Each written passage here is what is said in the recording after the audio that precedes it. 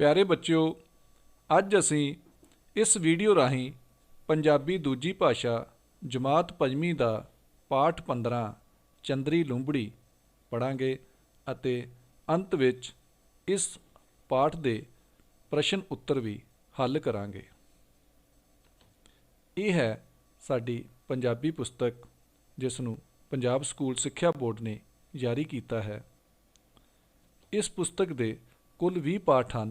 अज असी 15 पाठ चंदरी लुंबड़ी कहानी जिसनों जसबीर भुल्लर ने लिखा है पढ़ांगे। पाठ 15 चंदरी लुंबड़ी। लुंबड़ी बाहरले जंगल विच रहिंदी सी। वो सुभाਅ दी भी चंदरी सी ते ओदा नां भी चंदरी सी। ਉਹਦੇ मन विच किसी जीव ਲਈ कोई तरस नहीं सी।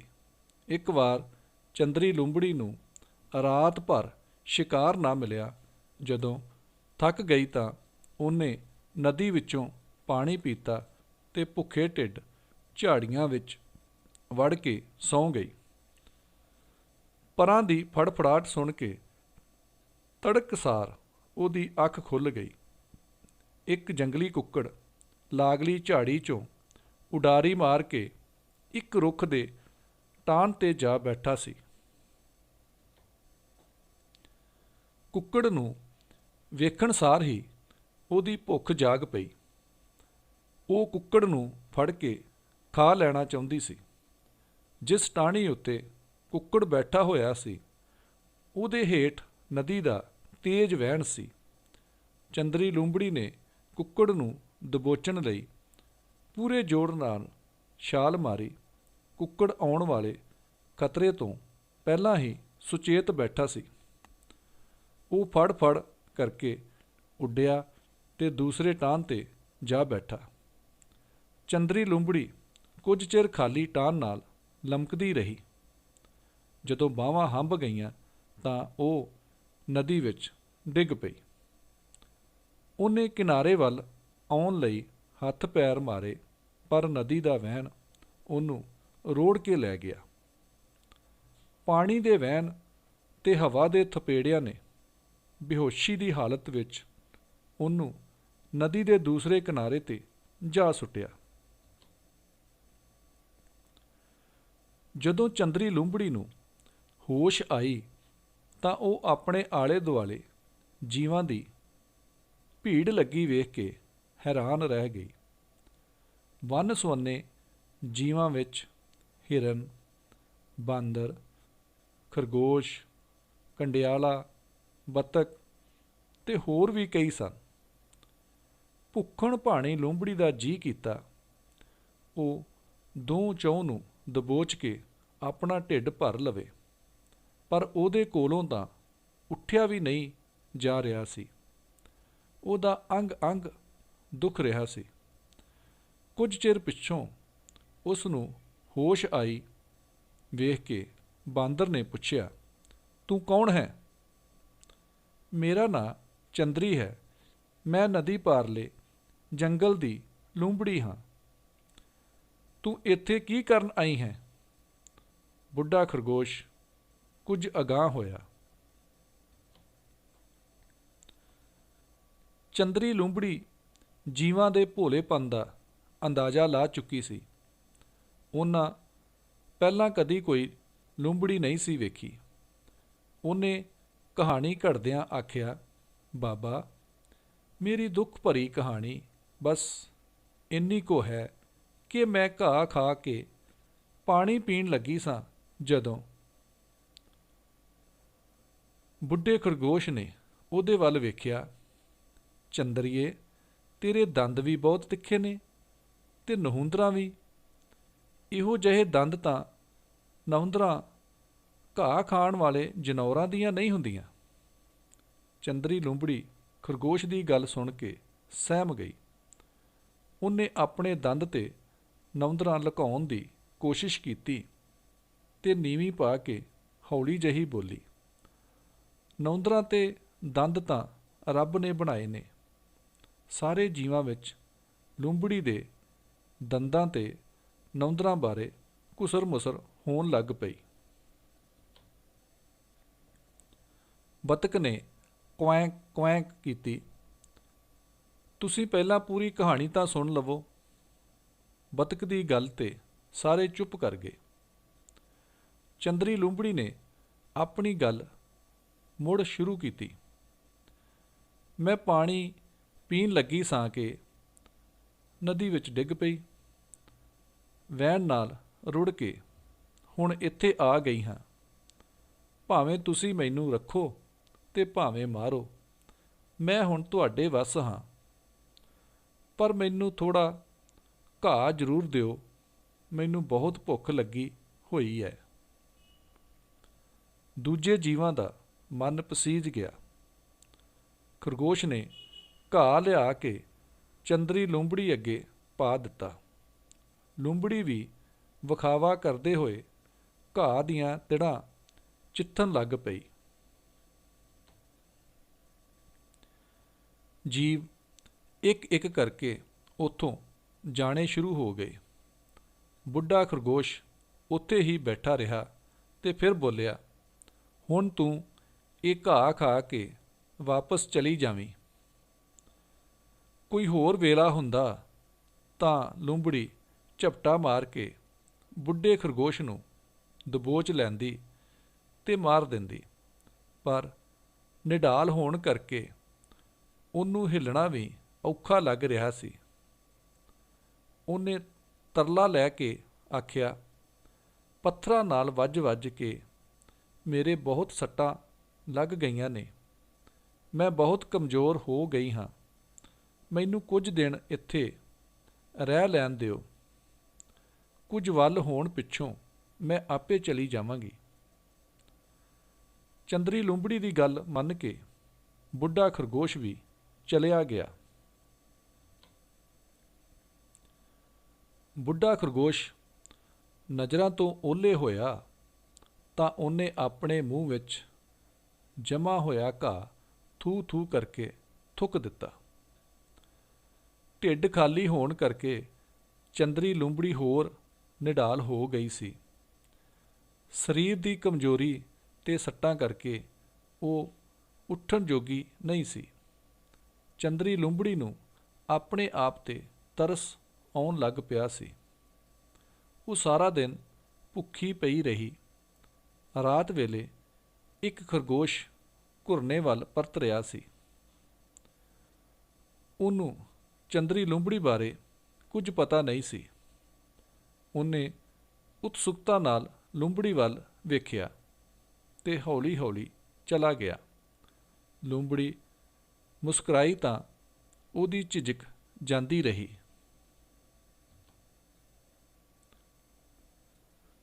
ਚੰਦਰੀ ਲੂੰਬੜੀ ਨੇ ਇੱਕ ਵਾਰ ਚੁਫੇਰੇ ਵੇਖਿਆ ਤੇ ਫਿਰ ਖਰਗੋਸ਼ ਨੂੰ ਪੰਜਿਆਂ ਵਿੱਚ ਦਬੋਚ ਲਿਆ। ਸਵੇਰ ਤੱਕ ਲੂੰਬੜੀ ਦੇ ਸਰੀਰ ਵਿੱਚ ਤਾਕਤ ਪਰਤ ਆਈ। ਹੁਣ ਉਹਦਾ ਢਿੱਡ ਵੀ ਖਾਲੀ ਨਹੀਂ ਸੀ। ਉਹਨੇ ਉੱਠ ਕੇ ਆਕੜ ਭੰਨੀ ਤੇ ਜੰਗਲ ਵੱਲ ਤੁਰ ਪਈ। ਜੰਗਲ ਵਿੱਚ ਸਾਰਾ ਕੁਝ ਪਹਿਲਾਂ ਵਾਂਗ ਹੀ ਸੀ।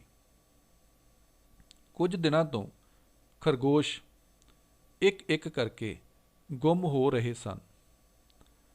ਜੰਗਲ ਵਿੱਚ ਗਿਆ ਕੱਲਾਕਾਰਾ ਖਰਗੋਸ਼ ਕਦੀ ਵੀ ਪਰਤ ਕੇ ਘਰ ਨਹੀਂ ਸੀ ਆਉਂਦਾ। ਕੋਈ ਅਣਦਿਸਦਾ ਦੁਸ਼ਮਣ ਸੀ ਜਿਹਦੇ ਬਾਰੇ ਕਿਸੇ ਨੂੰ ਕੁਝ ਪਤਾ ਨਹੀਂ ਸੀ। ਚੰਦਰੀ ਲੂੰਬੜੀ ਦਿਨ ਵੇਲੇ ਅਲੂਵੇਂ ਖਰਗੋਸ਼ਾਂ ਨਾਲ ਖੂਬ ਖੇਡਦੀ ਸੀ। ਉਹਨਾਂ ਨੂੰ ਹਰ ਹੀਲੇ ਹਸਾਉਣ ਦੀ ਕੋਸ਼ਿਸ਼ ਕਰਦੀ ਰਹਿੰਦੀ ਸੀ। ਉਹਨਾਂ ਨਾਲ ਬਹਿ ਕੇ ਉਹ ਘਾਹ ਖਾਣ ਦਾ ਵਿਖਾਵਾ ਵੀ ਕਰਦੀ ਸੀ। ਉਸ ਉੱਤੇ ਕੋਈ ਸ਼ੱਕ ਨਹੀਂ ਸੀ ਕਰਦਾ। ਖਰਗੋਸ਼ ਬਹੁਤ ਭੋਲੇ ਸਨ। ਉਹ ਦਿਨ ਵੇਲੇ ਆਪਣੀ ਮੁਸੀਬਤ ਭੁੱਲ ਜਾਂਦੇ ਸਨ ਤੇ ਰਾਤ ਵੇਲੇ ਖਤਰਿਆਂ ਵਿੱਚ ਘਿਰ ਜਾਂਦੇ ਸਨ। ਇੱਕ ਦਿਨ ਭੋਲੂ, ਪੀਲਾ, ਛੋਟੂ ਤੇ ਹੋਰ ਕਈ ਖਰਗੋਸ਼ ਖੇਡਦੇ ਖੇਡਦੇ ਦੂਰ ਨਿਕਲ ਗਏ। ਵਾਪਸ ਆਉਂਦਿਆਂ ਗੂੜਾ ਹਨੇਰਾ ਫੈਲ ਗਿਆ। ਰਾਹ ਵਿੱਚ ਉਹਨਾਂ ਨੇ ਇੱਕ ਭਿਆਨਕ ਦ੍ਰਿਸ਼ ਵੇਖਿਆ। ਉਹ ਸਹਿਮ ਕੇ ਖਲੋ ਗਏ। ਚੰਦਰੀ ਲੂੰਬੜੀ ਕਿਸੇ ਇਕੱਲੇ ਖਰਗੋਸ਼ ਦੀ ਤਾਕ ਵਿੱਚ ਬੈਠੀ ਹੋਈ ਸੀ। ਉਹਨੇ ਸਹਿ ਕੇ ਇੱਕ ਖਰਗੋਸ਼ 'ਤੇ ਝਪਟਾ ਮਾਰਿਆ ਤੇ ਉਹਦੀ ਚੀਰ ਫਾੜ ਕਰਨ ਲੱਗ ਪਈ। ਖਰਗੋਸ਼ਾਂ ਦੇ ਗੁੰਮ ਹੋਣ ਦਾ ਭੇਤ ਇੱਕਦਮ ਖੁੱਲ੍ਹ ਗਿਆ। ਉਹ ਇੰਨੇ ਰੋਹ ਵਿੱਚ ਆ ਗਏ ਕਿ ਉਹਨਾਂ ਨੂੰ ਆਪਣੇ ਖਰਗੋਸ਼ ਹੋਣ ਦਾ ਚੇਤਾ ਹੀ ਨਾ ਰਿਹਾ। ਉਹ ਸਾਰੇ ਟੁੱਟ ਕੇ ਲੂੰਬੜੀ ਨੂੰ ਪੈ ਗਏ। ਉਹਨਾਂ ਆਪਣੀਆਂ ਨਿੱਕੀਆਂ ਨਿੱਕੀਆਂ ਦੰਦੀਆਂ ਨਾਲ ਚੰਦਰੀ ਲੂੰਬੜੀ ਨੂੰ ਕੋਹ ਸੁੱਟਿਆ।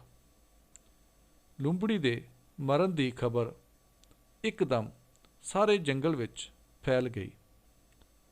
ਸਾਰੇ ਜੀਵ ਹੁੰਮ ਹੁਮਾ ਕੇ ਖਰਗੋਸ਼ਾਂ ਦੇ ਡੇਰੇ ਇਕੱਠੇ ਹੋ ਗਏ।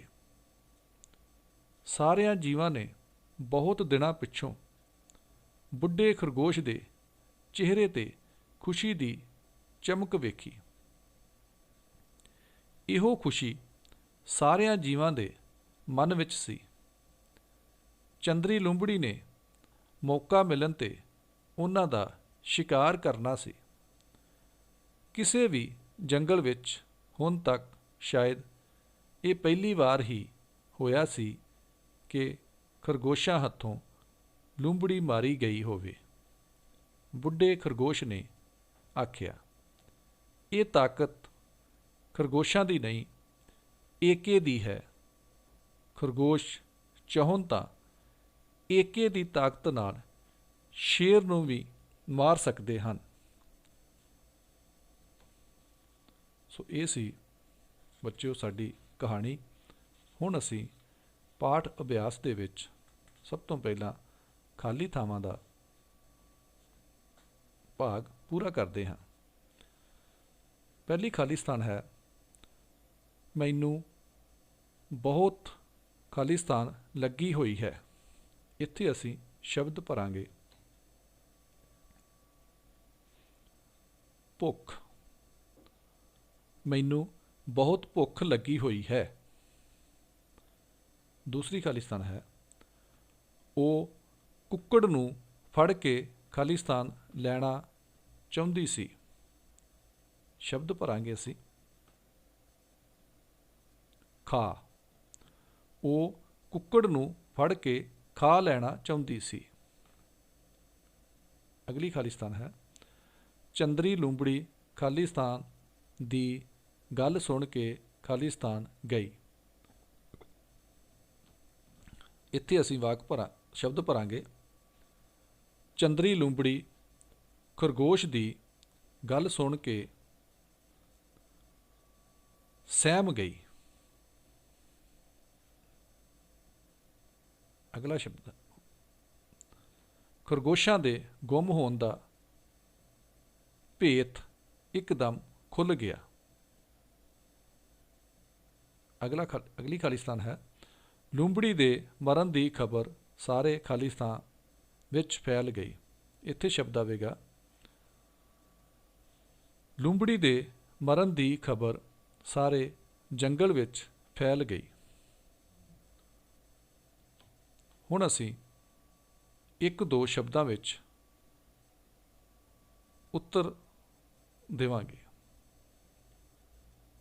ਪਹਿਲਾ ਪ੍ਰਸ਼ਨ ਹੈ, ਲੂੰਬੜੀ ਦਾ ਸੁਭਾਅ ਕਿਹੋ ਜਿਹਾ ਸੀ? ਉੱਤਰ ਹੈ, ਲੂੰਬੜੀ ਸੁਭਾਅ ਦੀ ਬਹੁਤ ਚੰਦਰੀ ਸੀ। ਅਗਲਾ ਪ੍ਰਸ਼ਨ ਹੈ, ਕੁੱਕੜ ਕਿੱਥੇ ਬੈਠਾ ਸੀ? ਉੱਤਰ ਹੈ, ਕੁੱਕੜ ਇੱਕ ਰੁੱਖ ਦੀ ਟਾਹਣ 'ਤੇ ਬੈਠਾ ਸੀ। ਅਗਲਾ ਪ੍ਰਸ਼ਨ ਹੈ, ਲੂੰਬੜੀ ਨੇ ਜਾਨਵਰਾਂ ਤੋਂ ਖਾਣ ਲਈ ਕੀ ਮੰਗਿਆ? ਉੱਤਰ ਹੈ, ਲੂੰਬੜੀ ਨੇ ਜਾਨਵਰਾਂ ਤੋਂ ਖਾਣ ਲਈ ਘਾਹ ਮੰਗਿਆ। ਅਗਲਾ ਪ੍ਰਸ਼ਨ ਹੈ, ਲੂੰਬੜੀ ਦੇ ਦੰਦ ਕਿਹੋ ਜਿਹੇ ਸਨ?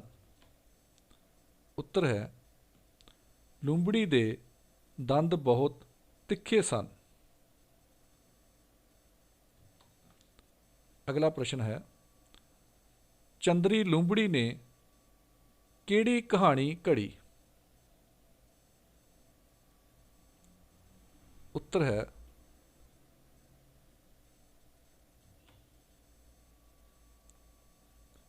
ਚੰਦਰੀ ਲੂੰਬੜੀ ਨੇ ਕਿਹਾ ਕਿ ਮੈਂ ਥੋੜ੍ਹਾ ਜਿਹਾ ਘਾਹ ਖਾ ਕੇ ਨਦੀ 'ਤੇ ਪਾਣੀ ਪੀਣ ਲੱਗੀ ਸਾਂ ਕਿ ਮੈਂ ਨਦੀ ਵਿੱਚ ਡਿੱਗ ਪਈ। ਅਗਲਾ ਪ੍ਰਸ਼ਨ ਹੈ, ਇੱਕ ਦਿਨ ਖਰਗੋਸ਼ ਕੀ ਵੇਖ ਕੇ ਸਹਿਮ ਗਿਆ? ਉੱਤਰ ਹੈ, ਇੱਕ ਦਿਨ ਖਰਗੋਸ਼ ਜੰਗਲ ਵਿੱਚ ਚੰਦਰੀ ਲੂੰਬੜੀ ਨੂੰ ਵੇਖ ਕੇ ਸਹਿਮ ਗਿਆ। ਅਗਲਾ ਪ੍ਰਸ਼ਨ ਹੈ, ਦਿਨ ਵੇਲੇ ਚੰਦਰੀ ਲੂੰਬੜੀ ਕੀ ਕਰਦੀ ਸੀ? ਉੱਤਰ ਹੈ, ਦਿਨ ਵੇਲੇ ਚੰਦਰੀ ਲੂੰਬੜੀ ਖਰਗੋਸ਼ਾਂ ਨਾਲ ਖੂਬ ਖੇਡਦੀ ਸੀ ਅਤੇ ਉਹਨਾਂ ਨੂੰ ਹਰ ਹੀਲੇ ਹਸਾਉਣ ਦੀ ਕੋਸ਼ਿਸ਼ ਕਰਦੀ ਸੀ।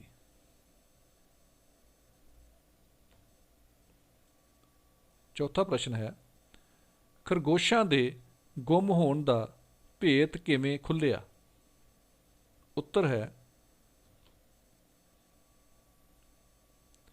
ਇੱਕ ਰਾਤ ਜਦੋਂ ਚੰਦਰੀ ਲੂੰਬੜੀ ਕਿਸੇ ਇਕੱਲੇ ਖਰਗੋਸ਼ 'ਤੇ ਝਪਟਾ ਮਾਰ ਕੇ ਉਸ ਦੀ ਚੀਰ ਫਾੜ ਕਰ ਰਹੀ ਸੀ ਤਾਂ ਖੇਲ ਕੇ ਵਾਪਸ ਪਰਤ ਰਹੇ ਕਈ ਖਰਗੋਸ਼ਾਂ ਨੇ ਉਸ ਨੂੰ ਵੇਖ ਲਿਆ ਤਾਂ ਸਾਰਾ ਭੇਤ ਖੁੱਲ੍ਹ ਗਿਆ। ਪੰਜਵਾਂ ਪ੍ਰਸ਼ਨ ਹੈ, ਖਰਗੋਸ਼ਾਂ ਨੇ ਲੂੰਬੜੀ ਦੇ ਖਤਰੇ ਨੂੰ ਕਿਵੇਂ ਟਾਲਿਆ? ਉੱਤਰ ਹੈ, ਸਾਰੇ ਖਰਗੋਸ਼ ਟੁੱਟ ਕੇ ਲੂੰਬੜੀ ਨੂੰ ਪੈ ਗਏ ਤੇ ਉਹਨਾਂ ਆਪਣੀਆਂ ਨਿੱਕੀਆਂ ਨਿੱਕੀਆਂ ਦੰਦੀਆਂ ਨਾਲ ਚੰਦਰੀ ਲੂੰਬੜੀ ਨੂੰ ਕੋਹ ਸੁੱਟਿਆ। ਹੁਣ ਅਸੀਂ ਇਹਨਾਂ ਸ਼ਬਦਾਂ ਨੂੰ ਵਾਕਾਂ ਵਿੱਚ ਵਰਤੋਂ ਕਰਾਂਗੇ। ਇਹ ਸ਼ਬਦ ਹਨ, ਪਹਿਲਾ ਸ਼ਬਦ ਹੈ ਤੜਕਸਾਰ। ਇਸ ਦਾ ਅਸੀਂ ਵਾਕ ਬਣਾਵਾਂਗੇ, ਹਰਮਨ ਤੜਕਸਾਰ ਉੱਠ ਕੇ ਸੈਰ ਕਰਨ ਜਾਂਦਾ ਹੈ। ਦੂਸਰਾ ਸ਼ਬਦ ਹੈ ਵਹਿਣ। ਅਸੀਂ ਵਾਕ ਬਣਾਵਾਂਗੇ ਇਹਦਾ,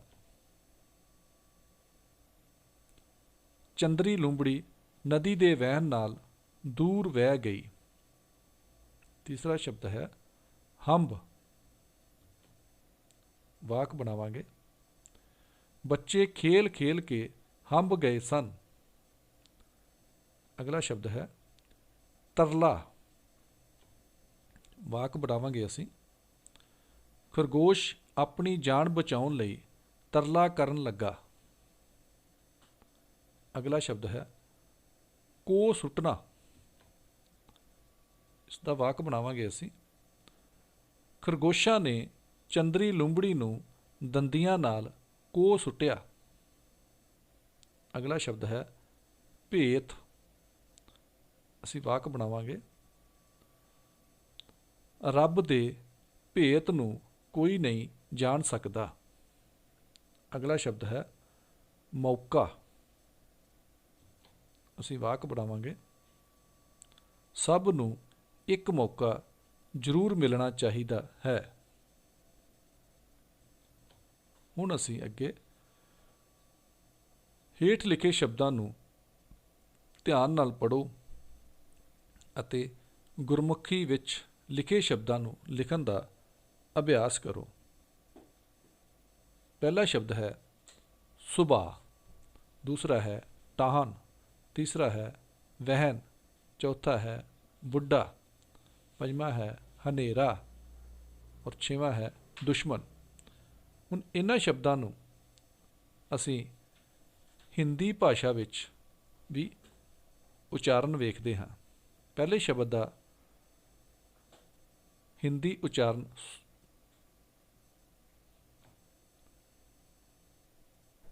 सहभाव।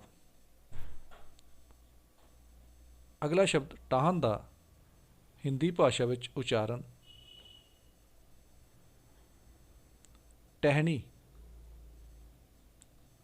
अगला शब्द वहन का हिंदी उच्चारण बहाव। अगला शब्द बुढ़ा, इसका हिंदी च उच्चारण बूढ़ा। अगला शब्द है हनेरा, हिंदी विच उच्चारण अंधेरा। अगला शब्द है दुश्मन, हिंदी विच उच्चारण दुश्मन। सो बच्चों, ये असी गुरमुखी के शब्दों को हिंदी विच भी लिखण का अभ्यास करांगे।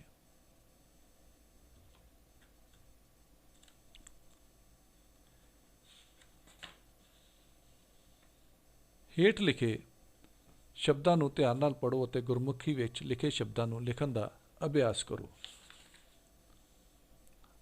यह है घाह, हिंदी उच्चारण घास। अगला शब्द है कलाकारा, हिंदी विच उच्चारण है अकेला। शब्द है वस, हिंदी विच उच्चारण वश। अगला शब्द है भयानक, हिंदी विच उच्चारण भयानक। अगला शब्द है जनौर, हिंदी विच उच्चारण है जानवर। सो बच्चों, ये साडे गुरमुखी दे शब्द अते हिंदी भाषा विच शब्द हैं जिन्होंने असी उच्चारण के नाल नाल लिखण का अभ्यास भी करांगे। हुण साडे अगले शब्द हैं हेठ लिखे शब्दों को ध्यान नाल पढ़ो अते पंजाबी विच लिखे शब्दों को लिखण का अभ्यास करो। इत्थे भी असी गुरमुखी के शब्दों को हिंदी दे विच भी नाल नाल लिखण का अभ्यास करांगे अते नाल असी उच्चारण भी करते हाँ।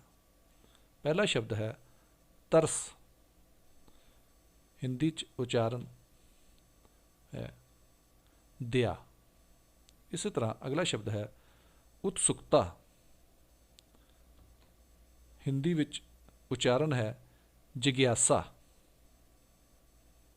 अगला शब्द है खबर, हिंदी विच उच्चारण समाचार। अगला शब्द है तरला, हिंदी विच उच्चारण मिनत। अगला शब्द है हंबना, हिंदी विच उच्चारण थक जाना। अगला शब्द है ताकत, हिंदी विच उच्चारण शक्ति। अगला शब्द है मौका, हिंदी विच उच्चारण अवसर। अगला शब्द है घुरना, हिंदी विच उच्चारण बिल। सो बच्चों, ये सी साडे गुरमुखी शब्द और उन्हां शब्दों को हिंदी भाषा विच भी असी लिखण का अभ्यास करांगे।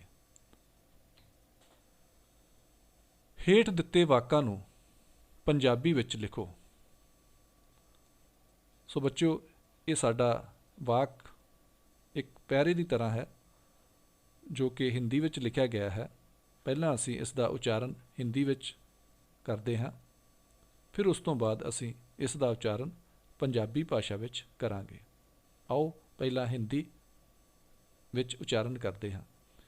किसी भी जंगल के इतिहास में शायद ये पहली बार हुआ था कि खरगोशों के हाथों एक लूमड़ी मारी गई हो। बूढ़े खरगोश ने कहा, ये शक्ति खरगोशों की नहीं, उनकी एकता की है।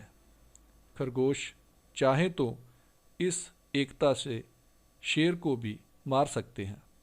सो हुण असीं इसे पैरे नूं पंजाबी विच लिखते हैं। हुण असीं पढ़ते हैं। किसी भी जंगल के इतिहास विच ये शायद पहली बार ही होया सी कि खरगोशां हत्थों लूंबड़ी मारी गई होवे। बुढ़े खरगोश ने आखिया, ये ताकत खरगोशां दी नहीं, एके दी है। खरगोश चाहों तां एके दी ताकत नाल शेर नूं भी मार सकते हैं। सो ये सी साडा अज दा पूरा पाठ कहानी। सो धन्नवाद।